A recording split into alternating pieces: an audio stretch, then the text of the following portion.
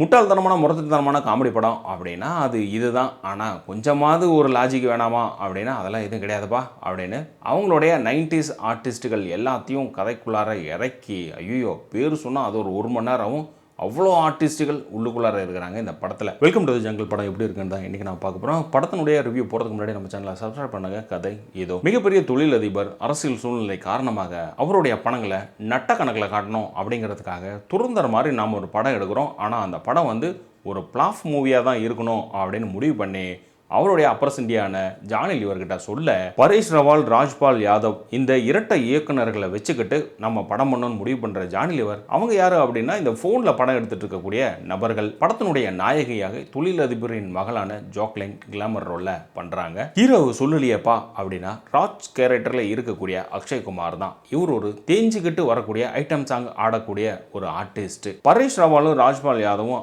Already 2 கேங்ஸ்டரை ஹீரோவாக்குறேன்னு சொல்லி பணம் வாங்கி வச்சிருந்தவங்க இந்த படத்துல ஹீரோவா தான் நடிப்பேன் அப்படின்னு முடிவு பண்றாங்க. சுனில் செட்டி அண்ட் ஹர்ஷத் வச்சு தான் அந்த 2 பேரும். இந்த கதைக்களங்கிறது ஒரு ராணுவத்தை சார்ந்ததுனால இந்த ஆர்டிஸ்டுகள்லாம் ராணுவ பயிற்சி கொடுக்குறாங்க ஒரு 10-15 நாள். அதில் ஒரு சம்பவம் நடக்க இருந்த வெடிகள் எல்லாம் வெடிக்க தொழில் அதிபர் லாஸ்ல போக, அதாவது அவர் ரைடு விட்டு இருக்கிற பணத்தெல்லாம் உருவி கோமணத்தோட உட்கார வச்சிடுறாங்க.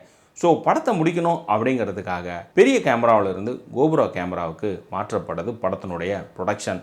ஸோ படம் பாதியிலே நிற்குது. கிளைமேக்ஸ் மட்டும்தான் எடுக்கணும். இப்போ என்ன பண்ணலாம் அப்படின்னா ரியலாகவே பாகிஸ்தான் ஆக்கிரமிச்சிருக்கக்கூடிய இந்திய கிராமத்துக்குள்ளார இவங்க எல்லாரும் நுழையிறாங்க. அந்த மக்களை ஆட்டி வச்சுட்டு இருக்கிறவர் தான் ஜாக்கி ஷெராப்.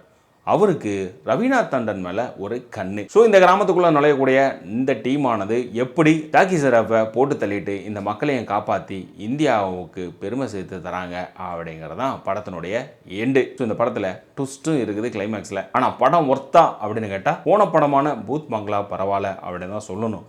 ஏன்னா இதில் கதைன்னு ஒன்றும் கிடையாது. காமெடி அப்படிங்கிறது அப்பப்போ சிரிக்கலாம் அப்படிங்கிறத தவிர கதைக்குள்ளார காமெடி வருதா அப்படிலாம் கிடையாது.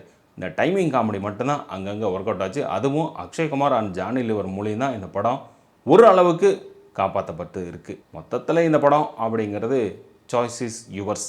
ஸோ இதே போல் நம்ம சேனலில் மற்ற படங்கள் ரிவ்யூ இருக்குது பாருங்கள். மறக்காமல் சப்ஸ்கிரைப் பண்ண மற்றவங்களுக்கும் ஷேர் பண்ணுங்கள்.